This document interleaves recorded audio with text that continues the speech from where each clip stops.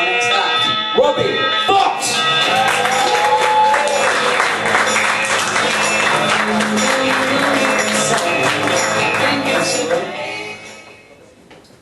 Hello, I'm Robbie Fox, the thinking man's alternative to hardcore drugs.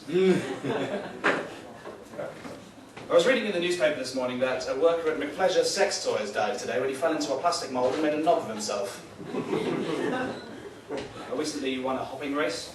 It's down to my technique. I use both legs alternately. I like to buy cigarettes, not because I smoke, but for the smoking kills label on them. Because I like to feel like buying something and then immediately receiving a death threat. Now, I've got a dog at home and I've taught him to have a really sceptical stare, so that if anyone does a fart and then blames it on the dog, he can just look at them like this.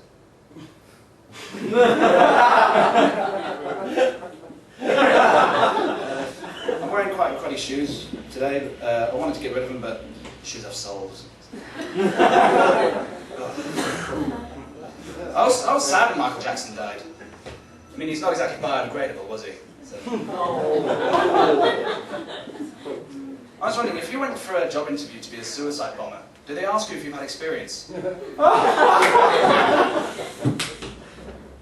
Well, those are the one-liners I have that I deem good enough for this show.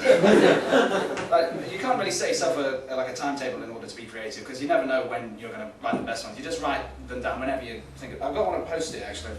I wrote in a car, I think. Men look at women the way women look at cakes. I'm having that.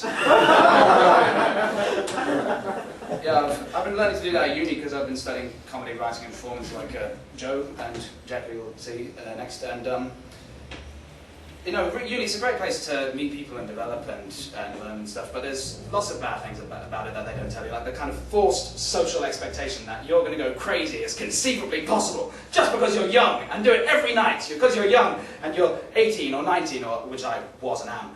And you know, and even before I actually went to university, they sent me lots of adverts through the post for all these nightclubs that are having student nights. The places like Chaos and Bliss and Bollocks and all sorts of, and you know, they're all the same place essentially, just different patterns of vomit. And I had a dreadful experience in one. I was in a nightclub called Wahoo, ironically, and there was this girl there who kept eyeing me up and pulling me around by my bolo, and she said to me that she is so going to bang me in 3 years. She reasons that in that time I'll be proper bangable. As if to imply about that time I'll have grown genitalia or something. And the girls in these places, they're virtually indistinguishable. They're all wearing so much makeup they look like paintings of themselves. And they've got 32 teeth between 4 of them. And one of those girls appeared in front of me, blitzed out of my mind, and just said, "Oh my God, you look just like the bloke from that film." I said, what, Anchorman? No, it was funny though, it was a funny film.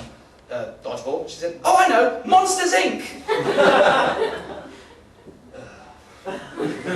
Anyway, I rose above that and come back to Walthamstow, and I'm putting on a comedy show at the local pub. It's a bit of a strange thing to do with your life, to pursuing a career in this, and if you were to ask me why I'm doing this show, I'd find it fairly difficult to answer.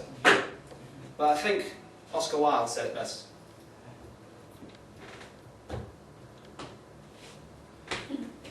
We're all in the gutter, but some of us are looking at the stars. Thank you.